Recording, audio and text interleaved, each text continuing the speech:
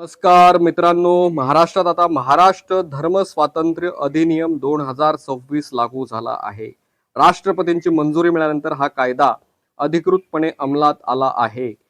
या कायद्याचा उद्देश नेमका काय आहे? कोणत्या प्रकारच्या धर्मांतराला बेकायदेशीर मानले जाणार आहे? या कायद्यात कोणत्या कठोर तरतुदी आहेत आणि हा कायदा चर्चेत का आहे हे आपण जाणून घेणार आहोत. या कायद्याची पार्श्वभूमी सुरुवातीला आपण जाणून घेऊयात. या कायद्याची प्रक्रिया 2023 मध्ये राज्य सरकारने स्थापन केलेल्या विशेष समितीपासून सुरू झाली. समितीने उत्तर प्रदेश, मध्य प्रदेश, गुजरात आणि हिमाचल प्रदेशातील धर्मांतर विरोधी कायद्यांचा अभ्यास केला. मार्च 2026 मध्ये राज्य मंत्रिमंडळाने या मसुद्याला मंजुरी दिली. विधानसभेत आणि विधान परिषदेत हे विधेयक मंजूर करण्यात आलं. हे विधेयक मंजूर झालं. त्यानंतर राज्याचे आपले जे राज्यपाल आहेत आणि आपल्या देशाचे जे राष्ट्रपती आहेत त्यांची मंजुरी मिळाल्यानंतर 30 जुलै म्हणजे आता मागच्या महिन्यामध्ये 30 जुलै 2026 पासून हा कायदा लागू झाला. यामुळे महाराष्ट्र हा अशा प्रकारचा कायदा लागू करणारे देशातील 12वे राज्य ठरले आहे. या कायद्यात नेमकं काय आहे ते सुद्धा आपण जाणून घेणार आहोत. या कायद्यानुसार स्वइच्छेने केलेले धर्मांतर गुन्हा नसणार आहे. म्हणजे स्वतःहून केलेलं धर्मांतर गुन्हा नाही. मात्र धर्मांतर कोणतं बेकायदेशीर मानलं जाणार आहे ते आपण पाहूयात. यामध्ये बळजबरी, त्यानंतर धमकी, फसवणूक, खोटी ओळख, आर्थिक किंवा भौतिक प्रलोभन, लग्नाचे खोटे आश्वासन, तथाकथित दिव्य उपचारांचे दावे, मानसिक दबाव किंवा धार्मिक भीती निर्माण करणे, असं जर करून त्यांनी धर्मांतर कुणी करत असेल तर ते बेकायदेशीर मानलं जाणार आहे. आता नेमके प्रलोभन कोणते आहेत ते सुद्धा आपण जाणून घेणार आहोत. धर्मांतराचे प्रलोभन. कायद्यात प्रलोभन ही संकल्पना विस्तृत करण्यात आली आहे. यामध्ये पैसे किंवा भेटवस्तू देणे, नोकरीचे आश्वासन, मोफत शिक्षणाचे आमिष, चांगल्या जीवनशैलीचे आश्वासन, विवाहाचे आमिष, चमत्कारिक उपचारांचे दावे, या ज्या सगळ्या बाबी आहेत याचा समावेश करण्यात आलेला आहे. खूप कडक असा हा कायदा असणार आहे. आता याच्यामध्ये फसवणूक कोणाला म्हटलेलं आहे? फसवणूक म्हणजे नेमकं काय म्हटलेलं आहे? जर एखादी व्यक्ती खोटे नाव वापरत असेल, म्हणजे स्वतःचं खोटं नाव वापरत असेल, स्वतःची धार्मिक ओळख लपवत असेल, खोटी माहिती देऊन धर्मांतर घडवत असेल तर ती कृतीही या कायद्यानुसार गुन्हा ठरणार आहे, ठरू शकते. समजतंय तुम्हाला? कायदेशीर आता तरतुदी कोणत्या आहेत त्या पण आपण पाहूयात.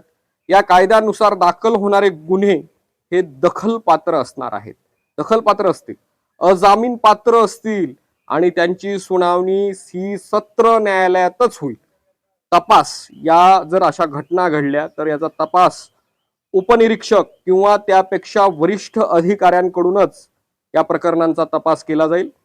पुराव्याची जबाबदारी, या कायद्यातील महत्वाची तरतूद म्हणजे रिव्हर्स बर्डन ऑफ प्रूफ, म्हणजेच धर्मांतर पूर्णपणे स्वइच्छेने झाले होते हे सिद्ध करण्याची जबाबदारी ही आरोपीवर असणार आहे. ही तरतूद चर्चेचा विषय सध्या ठरलेली आहे. आता विवाहासंबंधी सुद्धा काही तरतुदी आहेत त्या पण आपण जाणून घेऊयात. जर केवळ धर्मांतराच्या उद्देशाने विवाह करण्यात आला असेल तर न्यायालयात तो विवाह रद्द घोषित होऊ शकतो. न्यायालय ते रद्द घोषित करू शकते. अशा प्रकरणामध्ये जन्मलेल्या मुलांच्या हक्काचे संरक्षण करण्यासाठीही कायद्यात विशेष तरतूद करण्यात आली आहे.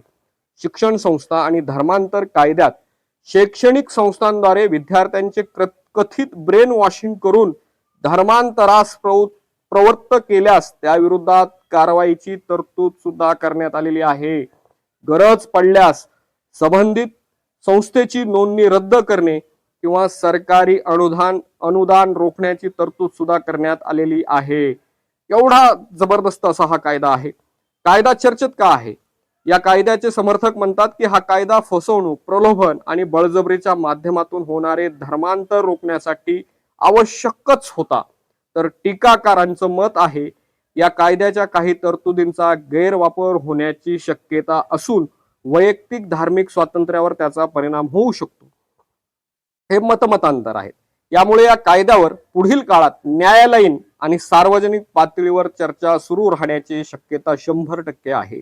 निष्कर्ष, एकंदरीत पाहता महाराष्ट्र धर्म स्वातंत्र्य अधिनियम 2026 हा राज्यातील धर्मांतरा संदर्भातील महत्वाचा कायदा ठरला आहे. कायद्याचा उद्देश बळजबरी, फसवणूक आणि प्रलोभनाद्वारे होणारे धर्मांतर रोखणे हा असल्याचे सरकारचं म्हणणं आहे.